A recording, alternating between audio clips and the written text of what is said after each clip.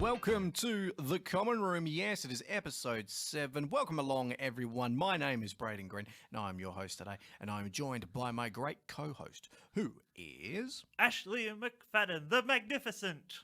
Yeah, not so much. Yeah, I'm going for a D&D style name. Well, where you dice, you got to do it every time that you speak. Yeah, every time I roll the dice, and I'll have a different moniker for the day. I just rolled another one. It's Ashleigh the Terrible. Oh, I love it. I love it. Ash, have you heard the news recently? Yes, there's a lot of it. Have you heard of this specific story about the Sydney Olympics being its 20th anniversary? 20 years since the 2000 Olympics. It makes sense if you think about it. Yeah, I don't even think I would have turned 3 by that stage. I was the prime position for Olympics 2000 because I was, 7? Yeah. In Remember year any 2. of it? I remember being in class, and like one of the class things that they got us to do is drawing the designs on the coins that would be coming out. Oh yeah, that's actually quite a good one, that one. Yeah, it's good fun. So for people that don't know, it's been 20 years since Sydney Olympic Games in 2000, and they relit the torch on Tuesday. Cauldron, I guess you would say. They relit the torch, obviously, and the cauldron that it was as a symbolism of it being 20-year anniversary. Pretty cool. It was lit by Kathy Freeman at the Olympics. Nice. And apparently the story was that she was worried that the thing would tip over as it wobbled slightly as she went up to it. Good on Australia, manufacturing a wobbly, fiery cauldron. Made one of our sporting heroes one of the most scared people at that very time. Yeah, almost tipped a whole boiling oil on her. It ruined her chances of winning the gold in the 100 meters. Yeah, that would have been all bad. All bad. Anyway, so that brings us into our first topic, Ash, which is Olympic Games, or Olympic events, I should say, what we want to see in the Games for 2021 now.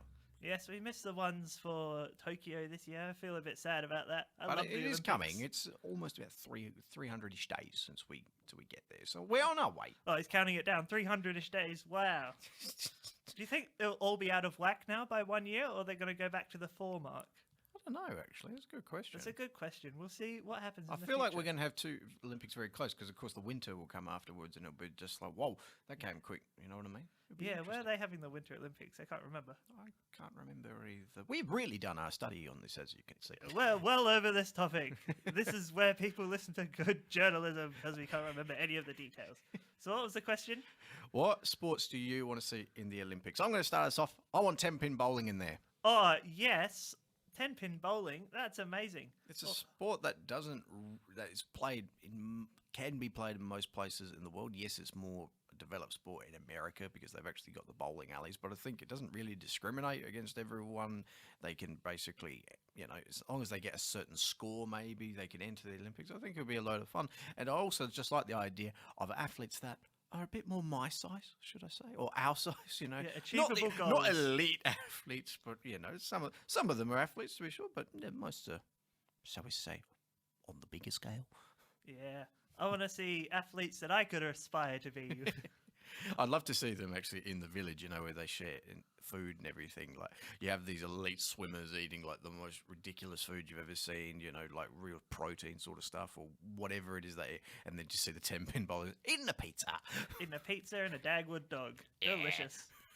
I would like to see mini golf as its own official Olympic event. I think that's got more skill than real golf. I'm going to put it out there now. You've got to time those shots perfectly. But that's more money that they've got to spend designing their course, which is, we know, is which theme do you pick? There are too many themes. Pirate. You just want a pirate I one. love pirate and I love windmills. Either of those. But the dinosaur one. Oh, the dinosaur one and out in the Barossa with your 10-pin bowling there. Yeah. Oh, that's awesome. That's an awesome This just one. creates another debate, really. What is the perfect mini golf course? I went to one in Queenstown and that was pretty amazing. The ones in America are ridiculous. Like you can see that they've put time and effort compared to. I don't know if you've gone to some mini golf courses where it's just carpet instead of turf. It's so depressing. The ball doesn't roll. Just got to smack it as hard as you can to get anywhere. But anyway, we're going off topic a little bit. But I've never seen the one at Victor Harbour actually work. It's meant to squirt water. It's never squirted water Is in it my meant to whole squirt? history of going to that mini golf course. Still good. Still a good mini golf course. It's a good mini golf course, but it's never actually worked. You got any other sports that you want to say? Or maybe we should do like things based on COVID. Now everyone's got their skills built up over the COVID period. Maybe it should be like synchronized swimming, but you're just on your own. Solo synchronized swimming, or like in a Zoom call. It takes a lot. It's a lot more effort. They've got their little inflatable pools there. And it's a lot more effort to actually be synchronized in a Zoom call. I don't know if you've ever had Happy Birthday sung over a Zoom call, but everyone's going, happy birthday. It's all completely out of time. I'd love to see like someone actually synchronize that stuff. That's a good idea. We're providing the solutions to a problem that should have never really existed in the first place. I'd also like to see the darts in there. I think there's, again, like 10-pin bowling, pretty easy to get people involved. It's played all around the world. We have the World Grand Prix of darts. I don't see why we can't. I'd like to see some sort of motorsport. Now, I know this is a bit hard, but basically my theory is if you get one manufacturer, same motor and everything, and then you just pick one car, whether it be an open wheeler or a saloon car race, I think it's got some merit. And because you actually do need a lot of fitness to be a proper race car driver, so again, we get appealing to the athletes, and you're getting a bit of a different crowd in there. And if people are worried about the environment, we've got e-racing now. I think that's a sport that we could see. E-racing's a hell of an idea. Yeah. Imagine that. Well, everyone on the Mario Kart. Remember that e-racing is real, Ash. It does exist. It's electronics. It's on the computers. I want to see Mario Kart done at the Olympics. Olympic level. I think that's what we can expect from Tokyo 2021. I think... But at least you're getting inventive, I suppose. I feel like if any nation could get that done, Tokyo could get that done. They celebrate it over there. They don't call it Mario Kart Racing because of Nintendo branding, but they create similar, and it's awesome fun. So I'd love to see bring that culture to the Olympics. Yeah, or any online one. Maybe they can have the Call of Duty shooty ones, or Sonic. I don't know. I'm just spitballing ideas. I don't have all the answers. I mean, there's a few sports that I would change in the Olympics right now. Not like I wouldn't get rid of them probably, but I would change just a few things. Like I know in the soccer we don't get the proper professionals because of the age bracket that they're allowed. Which amuses me a little bit personally. If I want to go to the Olympics, I want to see the best of the best. So I want to see your stars like Ronaldo. You want to see like your Messis. So I don't see the point. I understand that gives the younger players a platform to perform. Same with the boxing. The boxing's done. You're not allowed to be a professional when you go into the boxing for the Olympics. So I think that rule could be tweaked. But I can understand why it's not. What do you think on that? I think we should keep the Olympics as amateurs. Just pure amateurs. So yes, as it is. Well, it is in the original Olympic spirit, isn't it? Yeah, it's more in the Olympic spirit. Like anyone can come up to it. I know it is hard for people to balance jobs with it as well, though. Yeah, it's a difficult one, but it's an interesting debate. I like the idea of amateurs because I feel like you're more involved in it.